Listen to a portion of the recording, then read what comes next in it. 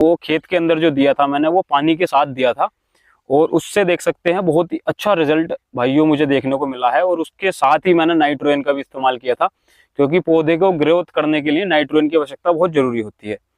तो उसका रिजल्ट भाइयों बहुत अच्छा देखने को मिला है। आप इस तरीके से ये काम करिए और किसान यही चीजें। नमस्कार सभी किसान साथियों को, मैं आपका भाई युवा किसान स्वागत करता हूं आपके अपने फार्मिंग चॉइस रैयत चैनल पर।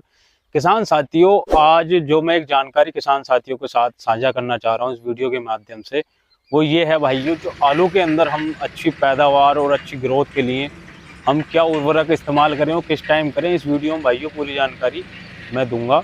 बाकी मैंने जो इस्तेमाल किया है भाइयों, जैसे आप पीछे देख पा रहे हैं ये आलू का खेत है, इसके अंदर मैंने क्या क्या चीज़ें इस्तेमाल की हैं उसके बारे में किसान साथियों मैं आपको बताऊंगा। चलते हैं। और साथियों, जैसे कि आप ये इस टाइम पर जो आलू की फसल का खेत देख पा रहे हैं, किसान साथियों जो हमारे किसान भाई हैं उनको जो पड़ोसी किसान होते हैं वो छुपाकर ये उर्वरकों का इस्तेमाल करते हैं और बाकी उनसे कुछ और बोलते हैं।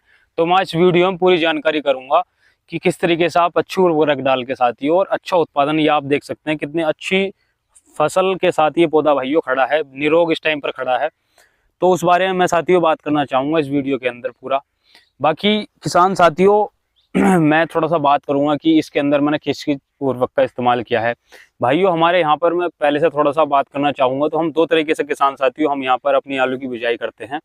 जो सब में पहला तरीका होता है भाइयों, हम खेत को जुताई करने के बाद अपना कूड़ी का खाद डालने के बाद उसके वो पानी से भरने के बाद उसका पानी देने के बाद पलेवा करने के बाद भाइयों उसकी जुताई करने के बाद तब आलू लगाते हैं हम।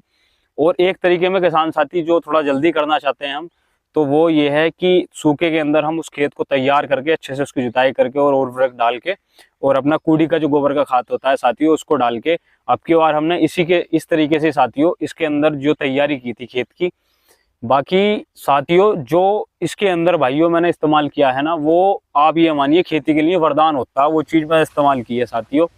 जैसे किसान साथियों आप का पौधा चलता है, आपने नीचे उर्वरक डाला भाइयों, तो जब तक जो हमारा पौधा होता है वो आलू का जो हम जो जिसको काट के डालते हैं भाइयों, तब तक वो जो निकलता है, तो जब तक वो पत्तों पर नहीं आता तब तक वो भाइयों अपने जो भोजन है उसका आलू उसी से वो ग्रोथ करता है। बाकी जब उसकी रूट्स जो जड़ें भाइयों विकास करने लगती हैं, तो तब वो अपना पौधा निकलने के बाद जमीन से हमारा भोजन उठाना स्टार्ट करता है। तो उसके बाद भाइयों जैसे 20 से 21 दिन के बाद अगर हम पलेवा करके भाइयों आलू की बुवाई करते हैं, तो हम पानी देते हैं पहला।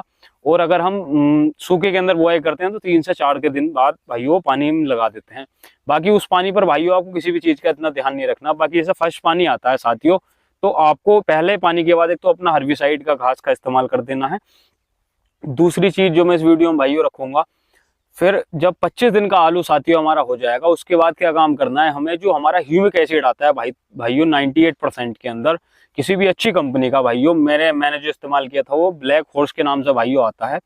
और मैंने 2 एकड़ के अंदर भाइयों लगभग 5 किलो उसकी मात्रा ली थी।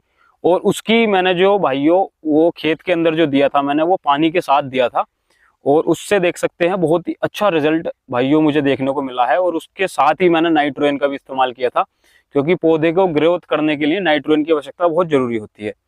तो उसका रिजल्ट भाइयों बहुत अच्छा देखने को मिला है। आप इस तरीके से ये काम करिए, और किसान यही चीज़ें भाइयों जो बताने की होती हैं वो बात बता नहीं पाते सही से, और आपको गुमराह कर देते हैं, गलत जानकारी दे देते हैं।